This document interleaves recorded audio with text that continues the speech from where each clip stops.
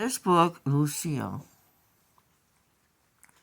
was published in 1907.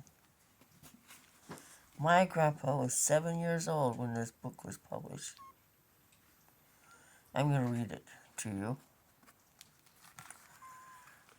It's really old. Really, really, really old.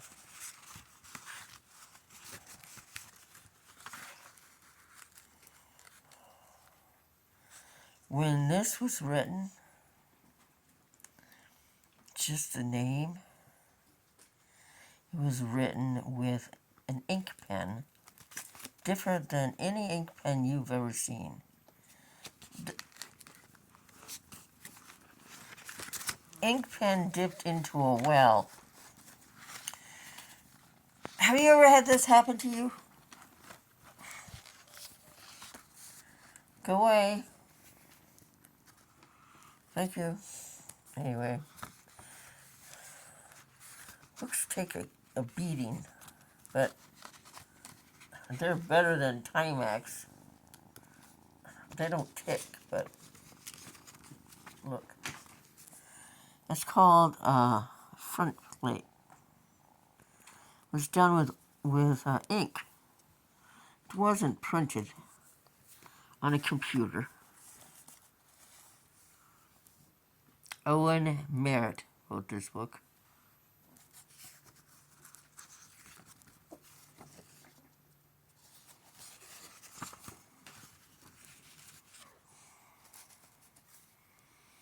$18.89. So it's later than I thought it was, actually. I know I've seen 1907. Maybe that was the one about Napoleon.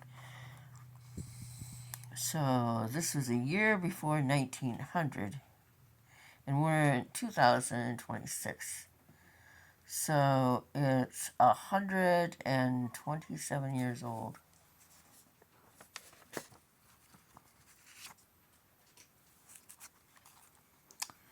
Dedication to my father. I dedicate this work, which is submitted to the public, with diffidence and hesitation proportioned to the novelty of the effort it represents.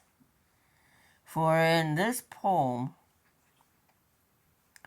I've abandoned those forms of verse with which I had most familiarized my thoughts.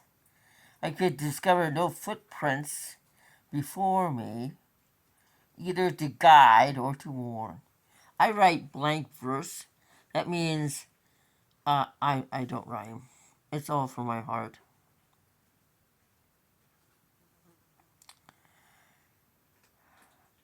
This was copyrighted 1885 by E. Worthington in the Office of the Library of Congress in Washington, D.C. How cool is that?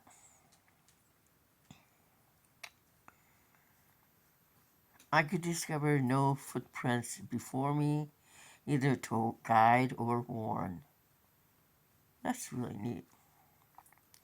There is a moment of profound discouragement which succeeds to prolonged effort.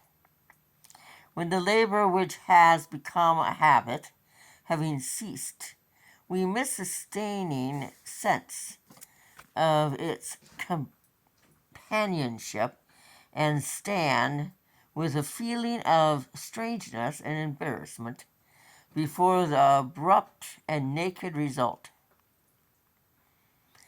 As regards myself, in a present instance, the force of all such sensations is increased by the circumstances to which I have referred. And in this moment, of discouragement and doubt, my heart instinctively turns to you, from whom it has so often sought.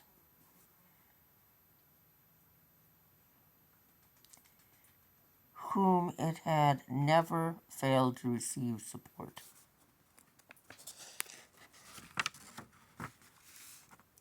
I do not inscribe you this book because it contains anything that is worthy of a beloved and labored name with which I thus seek to associate it, nor yet because I, with which I thus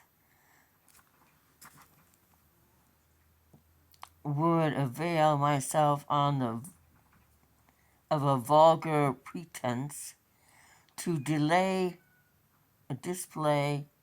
in public an affection that is best honored by silence, which renders sacred feelings only such as those with which, in days when there existed for me no critic less gentle than yourself, I brought to you my childhood manuscripts, feelings only such as those which have in later years associated with your heart. All that has moved or occupied my own lead me once more to seek assurance from the grasp of that hand which has hitherto been my guide and comfort through the life I owe to you. And as in childhood, with existence had to toil beyond the day's simple lessons, no ambitions beyond the neighboring approval of night. I brought to you the morning tasks for the evening sections. So now I bring to you this self-appointed task work of manner years I less confident indeed of your approval, but not less confident of your love, and anxious only, but not less confident